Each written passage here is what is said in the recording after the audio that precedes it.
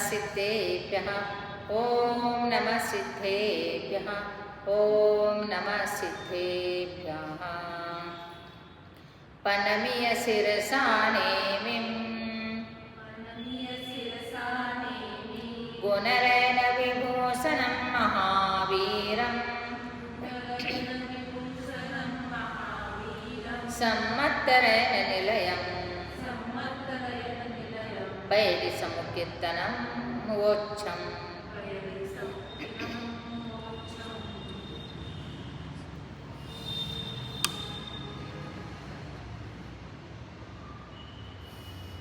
गाथा नंबर 52। नामं ठवनादव्यं भावोत्ति चौविहं हवेकम्मं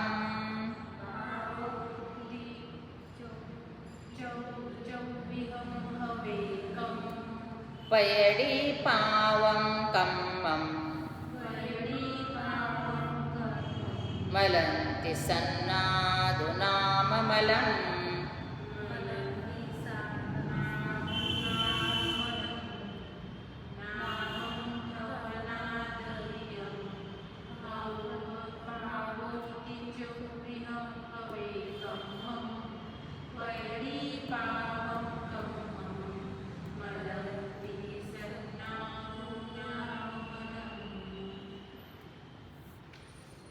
ये नाम बता रहे। नाम ठवना स्थापना द्रव्यम द्रव्य भावोति भाव, ये चौविहम हवेकम, ये 4 प्रकार के कर्म है। ये अलग प्रकार के कर्म है, इसका अलग कथन। वो 148 कर्म वो अलग और ये कर्म अलग, इससे पता चलेगा। तो नाम कर्म, स्थापना कर्म, द्रव्य कर्म, भाव कर्म ऐसे बोलेंगे। उसमें कैसे नाम निक्षेप, स्थापना निक्षेप, द्रव्य निक्षेप, भाव निक्षेप वो होता है, वो अलग होता है और ये अलग है। फिर इसमें इसको क्या कहते हैं? पयड़ी प्रकृति कहो, पावम पाप कहो, कम्मम कर्म कहो, मलंती मल कहो, ये सब नाम मलम, ये कर्म का नाम ही है। ये नाम मलम नाम संज्ञा है। नाम मल ये कर्म मल का नाम ही है, सबका पर्यायवाची शब्द है। तो ये कैसे कर्म है, क्या है, इसका अर्थ समझने के बाद पता चलता है। जैसा नाम निक्षेप, स्थापना निक्षेप, द्रव्य निक्षेप, भाव निक्षेप है, वही है ये भी, लेकिन इसको भी कर्म कहते हैं। तो कर्म मीन्स जो हम षटकर्म कहते कि नहीं, असी मसी कृषि वाणिज्य शिल्प विद्या, इसको षटकर्म कहते हैं। और जो काम करते हैं उसको भी कर्म कर रहे हैं, ऐसे करते हैं। तो जो क्रिया करते हैं उसको सब कर्म कहते हैं। और प्रकृति आदि बंद होता है वो कर्म बंद वो बोलते हैं उसको भी। तो ये सब कर्म है। तो किस प्रकार से है, इसमें 4 प्रकार से बताया। कौन कौन से बताया? नाम, स्थापना, द्रव्य, भाव, ये 4 प्रकार से कर्म है। तो इसमें जैसा 4 प्रकार के निक्षेप है, निक्षेप का स्वरूप बताया था ना, वैसे ही ये भी स्वरूप जानने का। जैसा नाम निक्षेप बोला तो कर्म, ये नाम रखा हमने, ये नाम निक्षेप हो गया। कर्म रखा ना, कर्म ये नाम हो गया ना उसका, इसलिए वो पाप पुण्य कर्म ये सब नाम हो गए ना, ये नाम निक्षेप में ऐसे आता है। स्थापना में भी उसके जो भी गुण होगा क्रिया करेंगे उस प्रकार से उसको निक्षेप में, स्थापना निक्षेप इस प्रकार उसका कहा जाएगा। तो उसमें नाम निक्षेप में जैसा भगवान का नाम रखते हैं तो स्थापना निक्षेप हो गया। तदाकार रखा तो तदाकार में आदिनाथ, और लवंग में आदि में तदाकार में भी स्थापना करते अत्र अत्र करके। तो अतदाकार हो गया। तो वैसे ही ये सब नाम निक्षेप ही है, ये भी इसको कर्म भी कहते हैं। तो आगे जाकर इसको क्यों कहा, ये क्या है, ये सब आगे आता है। फिर जैसा कोई भी तीर्थंकर है तो ऋषभदेव तीर्थंकर, उनका गुण नहीं है, लेकिन भी उसके ऊपर हमने स्थापना कर दिया तदाकार ऊपर, किसी का नाम रख दिया, तो गुण नहीं होते हुए रख दिया, नाम निक्षेप हो गया। और उनके अंदर आकार गुण सब स्थापना करके रख दिया, स्थापना निक्षेप हो गया, ऐसे तो होता है। और भाव आदि में भी उसी प्रकार से समझ लेना, जो जिस समय में जो द्रव्य है, जो वस्तु है, भूतकाल का, वर्तमान काल का, भविष्य काल का, वर्तमान में कथन करना भाव निक्षेप होता है, तो भाव कर्म हो गया। और अर्थात उसी टाइम में वो जो कर रहे हैं वो, और भाव निक्षेप में जिस समय में जो भगवान है, इंद्र है, ऐसे उनको बोलना, वो भाव निक्षेप होता है। तो यही चार प्रकार से बताया। इसको आप पाप कहो, प्रकृति कहो, और कर्म कहो, मल कहो, सब एक ही पर्यायवाची शब्द है ये। और धर्म निक्षेप आदि में तो वैसे ही पर्याय को लेके कहते हैं, जैसा डॉक्टर है या कोई तीर्थंकर ही लेके चलो, जो होने वाला है तो भी अभी तीर्थंकर बोलना है, हो चुका है उनको भी अभी बोलना, और प्रेजेंट में है उनको भी बोलना, और साक्षात जो तीर्थंकर है वर्तमान में उनको तीर्थंकर बोलना आदि।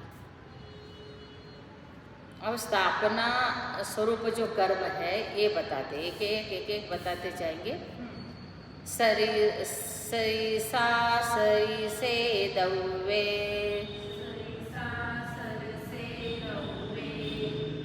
मदिना जीवठियं कुजं कम्मं,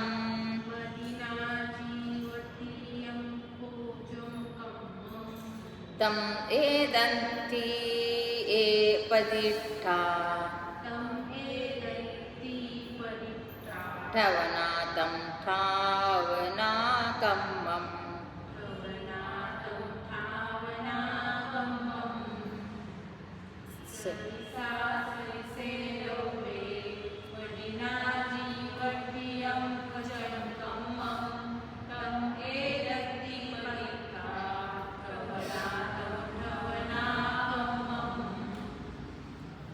सरिसा असरिस, सदृश असदृश, अर्थात तदाकार अतदाकार, इन दोनों में, ऐसे वस्तु में, तदाकार वस्तु हो अतदाकार वस्तु में, द्रव्य का अर्थ है वस्तु द्रव्य। मदिना बुद्धि से, बुद्धि के द्वारा, जीवठियम उधर जीव का स्थापना करना, जब कम्मम जो कर्म करते हैं, जो कहते हैं, तम एदन्ति पदिष्ठा ठावना, उसको क्या कहते हैं, यही वही है, ऐसे प्रतिष्ठा करते हैं, तो स्थापना निक्षेप होता है, उसका नाम स्थापना है। प्रतिष्ठा वही यही है, ऐसे करके स्थापना करते हैं हम, इसलिए उसका नाम बाहुबली भगवान का स्थापना कर दिया, वही बाहुबली भगवान है ये, तदाकार में स्थापना हो गया, तो उसमें जीव स्थापना कर दिया, और ये बाहुबली भगवान है क्या करके हम पूजने लग गए, तो यही वही है कि स्थापना करना, स्थापना निक्षेप है, इसका नाम स्थापना हो गया। इसलिए कहा ना, सदृश अथवा कर्म सरिका, और असदृश अर्थात कर्म के समान न हो, ऐसे किसी भी द्रव्य में अपनी बुद्धि से ऐसे स्थापना करना कि जो जीव में कर्म मिले हुए हैं वे ही ये है, इस अवधान पूर्वक किए गए निवेश को ही स्थापना कर्म कर।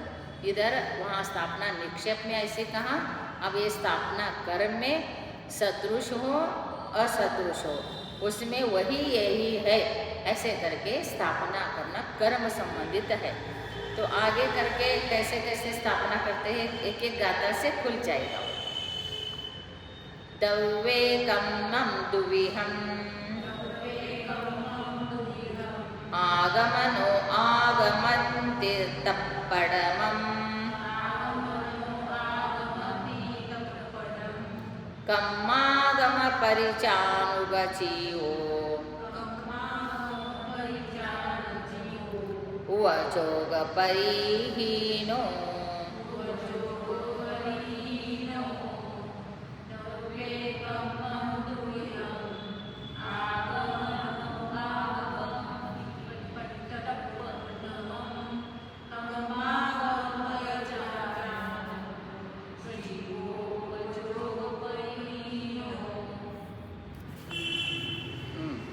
द्रव्य कम्मम दुह्यम। द्रव्य कर्म अर्थात द्रव्य निक्षेप कहो, द्रव्य कर्म कहो, वही है। तो द्रव्य कम्मम दुह्यम, द्रव्य कर्म दो प्रकार का है। जो कर्म बोला ना, तो नाम कर्म, स्थापना कर्म, द्रव्य कर्म, भाव कर्म, 4 कर्म बताया था। तो उसमें नाम कर्म, स्थापना कर्म बता दिया। और अब द्रव्य कर्म में 2 प्रकार बताए। भाव कर्म का आगे बताएंगे। 4 में से लेके चल रहे। एक नाम कर्म हो गया, स्थापना कर्म हो गया, अब द्रव्य कर्म चल रहा है। द्रव्य कर्म में तो वो द्रव्य कर्म अलग, जो द्रव्य कर्म बोलते हैं ना हम लोग, वो अलग, और ये वाला अलग। ये इसमें द्रव्य कर्म में 2 प्रकार है। वो कौन से है द्रव्य 2 प्रकार? आगम नो आगम मंति, अर्थात आगम द्रव्य कर्म और नो आगम द्रव्य कर्म, ऐसे 2 प्रकार के हैं। आगम द्रव्य कर्म क्या बोलने का? आगम द्रव्य कर्म, नो आगम द्रव्य कर्म, ये 2 भेद हो गया। तप्पड़मम, तप्पड़मम मीन्स आगम द्रव्य कर्म, नो आगम द्रव्य कर्म में से पहला आगम द्रव्य कर्म को बता रहे हैं। वो कौन से? कम्मागम परिचानुग जीवो वो ओग परिहीनो। आगम द्रव्य कर्म क्या है वो पहला बता रहे। पहला द्रव्य कर्म में 2 भेद किया, आगम द्रव्य कर्म, नो आगम द्रव्य कर्म। उसमें तप्पड़म मीन्स पहला आगम द्रव्य कर्म क्या है वो बताने के लिए दूसरा लाइन में बताया। कौन से है आगम द्रव्य कर्म? जो कम्म आगम परिचानुग जीव, कर्मागम को, कर्म सिद्धांत जिसमें लिखा है ऐसे शास्त्र को जानने वाला जीव, और जान चुका है, पढ़ चुका है। करणान योग शास्त्र कर्म सिद्धांत को बताता है। जो कर्म को बताने वाला शास्त्र है, आगम है, उसको जानगो जीव मीन्स उसको जानने वाला जीव, वो जान चुका है। लेकिन अब भी वर्तमान में द्रव्य कर्म क्यों है? तो वो वर्तमान में वो परिहीन, उसमें उसका उपयोग नहीं। अभी उसने तो द्रव्य कर्म करणान योग शास्त्र को पढ़ चुका है, समझ लो, या कर्म सिद्धांत को पढ़ चुका है, उसने जान चुका है कर्म आगम शास्त्र को, लेकिन अब भी उसका उपयोग उसमें नहीं है, उस आगम में नहीं है। तो इसलिए उसको आगम द्रव्य कर्म कहने का। आगम द्रव्य कर्म का नाम क्या है? कर्म सिद्धांत, कर्म आगम का शास्त्र का जो अध्ययन है वो कर चुका है, वो शास्त्र का कर्म का स्वरूप कथन करने वाले शास्त्र का जानकारी वाला जीव है, जानकारी वाला जीव है। लेकिन अभी वर्तमान में उसका उपयोग उसमें नहीं है, उसको आगम द्रव्य कर्म कहने का। हाँ, जाति वाला, जिस जीव ने कर्म स्वरूप को जानने वाला शास्त्र का ज्ञाता है, उस जीव को आगम द्रव्य कर्म बोलने का। उसको कर्म का निक्षेप कर रहे हम, उसके ऊपर कर्म को जानता है, इसलिए उसको कर्म का निक्षेप कर दिया, नाम रख दिया उसको।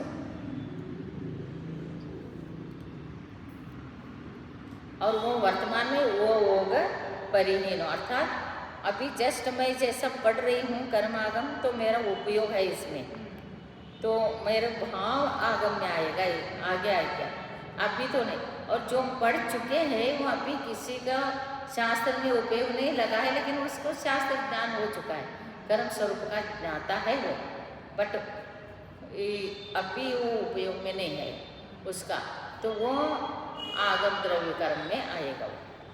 ये हो गया एक लाइन। अभी होने वाला है आगे का नो आगम द्रव्य का।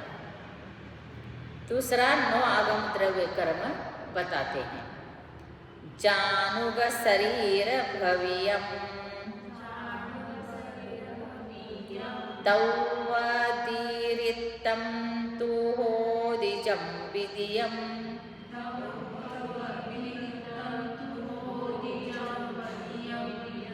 तत्थ शरीरं दिविहं दियकालगयन्ति दो सुगमा।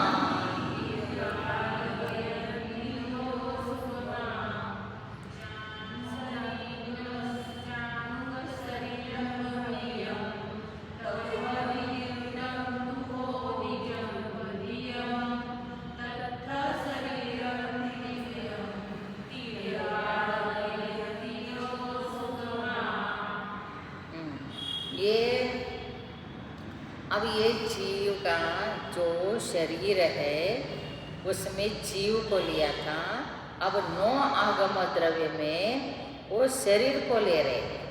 कौन से शरीर? जानुग शरीर, न्यायक शरीर एक, भव्यम और हावी और तद व्यतिरिक्त। इस प्रकार से नो आगम द्रव्य के तीन भेद करने का। एक न्यायक जानुग शरीर में से न्यायक शरीर, न्यायक मीन्स कर्म को जानने वाला शरीर, और एक भावी शरीर, फिर दूसरा तद व्यतिरिक्त शरीर। ये एक एक एक एक जब इसका अर्थ बताऊंगी तब समझ में आएगा। अभी तो इतना ही उसका शब्द ही समझो, इसका अर्थ में अभी मत जाओ। अभी शब्द, पहला शब्द ज्ञान, फिर अर्थ ज्ञान, फिर वो दोनों जानने के बाद अपने आप में भाव आ जाएगा, फिर वो समझ में। तो अभी क्या है, नो आगम द्रव्य कर्म के भेद कर दिया।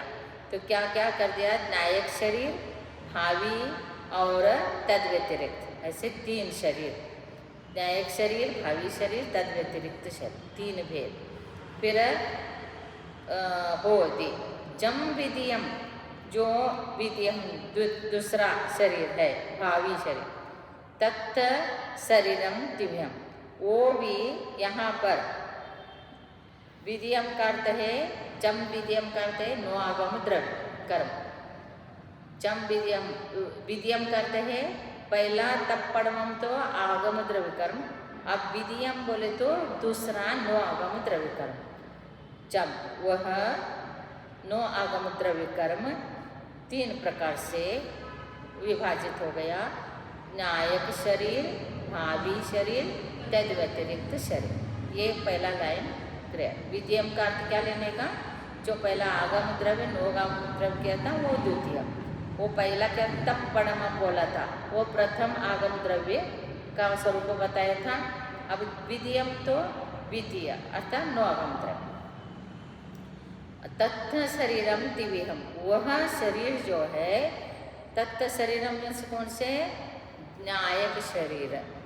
तीय काल गयंती दो सुगमा, तीन काल में विभाजित है।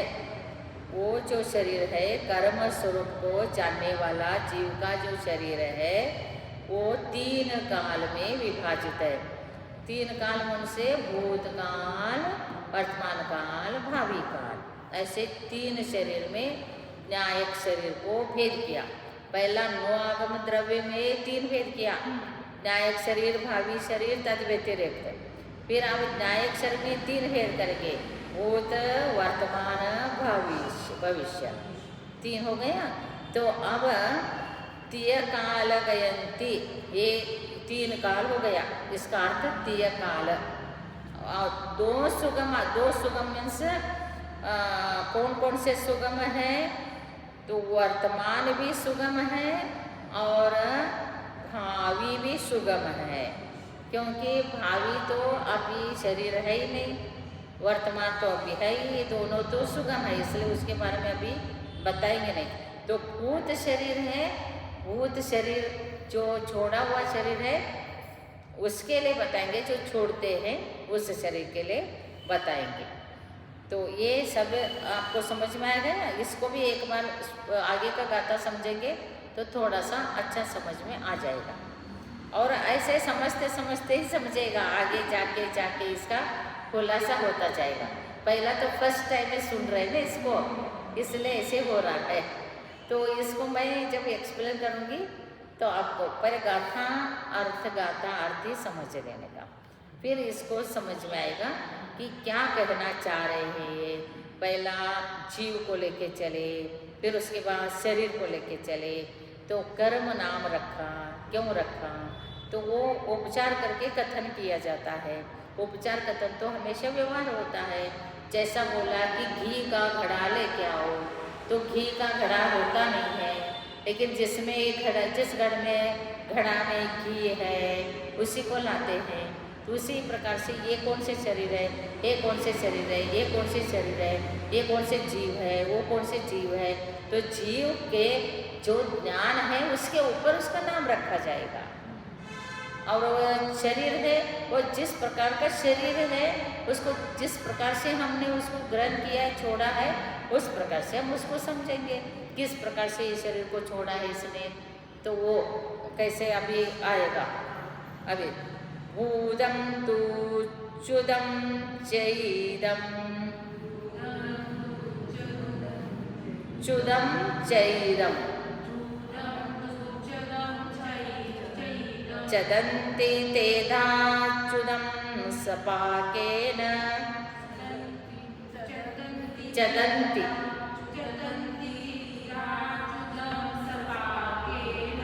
पडिदं कदलीघाद, परिचक्के गृणयं होदि,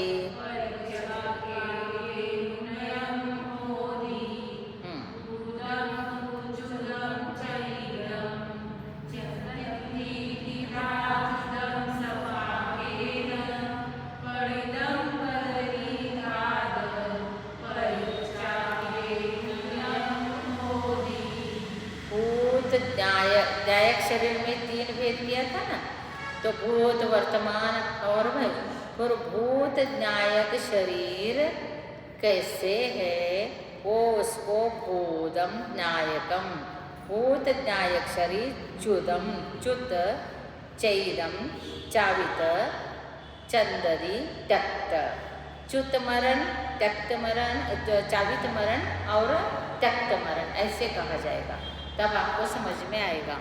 उसको छोड़ा कैसे है, शरीर को आत्मा ने, जाना हुआ आत्मा, कर्म सिद्धांत को जानने वाला जीव शरीर का त्याग किया है, तो किस प्रकार से किया है, च्युत है।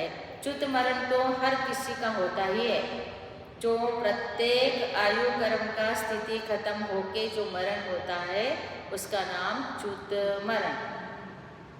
समझ में आ गए। च्युत, च्युतम का अर्थ है च्युत मरण, और चैदम मीन्स चावित मरण। चावित मरण कैसे है कि पडिदम कदली खाद परिचागेन ऊनयम होदी, तो वो मरण भी कदली खाद, ऊन वैसे अकाल मरण वो कैसे करता है कि इसमें त्यक्त, त्याग कर रहा है शरीर को, संलेखना पूर्वक त्याग करते हैं ना, तो संलेखना। च्युत मरण में तो कोई संलेखना है ही नहीं, और इसलिए कहा कि ये च्युत मरण जो होता है वो सपाकेन, सपाकेन का अर्थ क्या है, जैसा ही आयु कर्म पूरा होता है तो वो आत्मा वहाँ से चला जाता है, उसका नाम त्यक्त च्युत मरण है। और च्युत मरण के बाद जो केवल आयु के पूर्ण होने पर नष्ट हो जाए, हाँ? और वह च्युत मरण, च्युत मरण कैसे है कि इसमें कदली घात अर्थात संन्यास भी नहीं है, कदली घात भी नहीं है। और जो इस प्रकार से संन्यास और अपघात दोनों से अवस्था से रहित हो उसको चावित मरण कहते हैं, उसको चावित मरण कहते हैं। और त्यक्त मरण में फिर वो उसका भेद आएगा। त्यक्त मरण में वो संलेखना पूर्वक वो शरीर को त्याग कर देता है, तो उसका नाम त्यक्त मरण होता है। इसलिए कहा च्युत चावित त्यक्त के भेद से 3 तरह का है। उनमें जो दूसरे किसी कारण के बिना केवल आयु के पूर्ण होने पर नष्ट हो जाता है वो च्युत मरण है। यह च्युत शरीर कदली घात और संन्यास इन दोनों से रहित है, च्युत मरण। फिर चावित और त्यक्त आएगा आगे जाके। इसमें च्युत मरण में न संलेखना लिया है न कदली घात, आयु सब पाके न आयु पूरा हो गया और उसका आयु पूर्ण होने के बाद शरीर छूट गया उसका। वो कैसे उनका शरीर न्यायिक शरीर कैसे छूटा, तो आयु पूरा होने के बाद छूटा, वो च्युत मरण कहने का। फिर चावित और त्यक्त उसका आगे आएगा गाथा में।